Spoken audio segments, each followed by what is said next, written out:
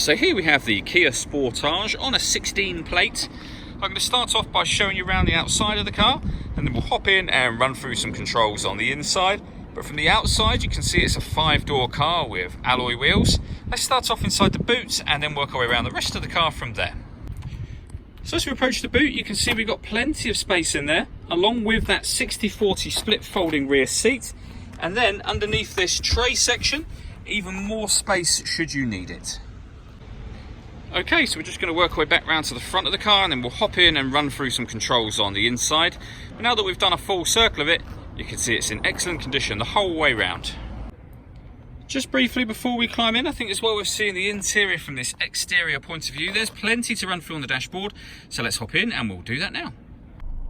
Okay, so now that we're inside the car, we're going to start with the dials. On the left-hand side, we have the rev counter, and on the right-hand side, the speedometer and fuel gauge. In the middle, you can see the total miles for the car, which are 19,594.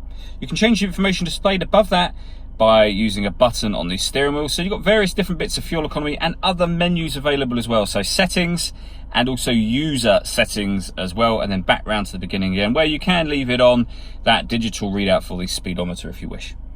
Backing out to the steering wheel, on the left hand side we have phone controls at the bottom here, stereo controls in the middle, and then voice activation for the phone above that. So you can hit that button, ask it to dial anyone in your contacts list, and it can do that for you without you having to take your phone from your bag or pocket. And of course, once you've paired the phone, and I'll come to that in just a moment. On the right hand side we have cruise control for the car and the buttons I was using a moment ago on the trip computer menu screen. Over in the center is where you'll pair your phone. So we'd go phone, add new, and then follow the instructions on screen from there. We're not going to do that right now. When it comes to the radio, you can see that we have FM, AM, and DAB. And if you want to listen to your own music, you can do. Nothing's connected or inserted at the moment, but we've got a CD player just there, and auxiliary and USB inputs. So plenty of ways to listen to your music in this car. So below that, we have the air conditioning. We can adjust the fan speed,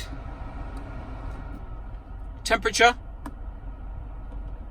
You can determine where you'd like the air to be distributed. This button turns the air conditioning off or back on again, and that one will recirculate the air that's in the car. That's a great way of heating it up or cooling it down quickly, depending on the temperature that you set on this dial here, of course.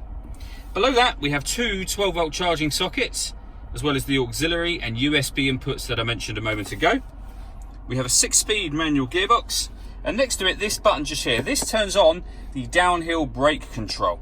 You'll know it's turned on because it will tell you up on here when it's on, and it will leave that little green symbol there. But this is what you would do if you wanted to take the car off-road. All that leaves me to say is thank you for taking the time to watch this video. If you'd like to come and see the car in person and have a test drive, please feel free to call any of our MJA sites. We'd love to hear from you soon.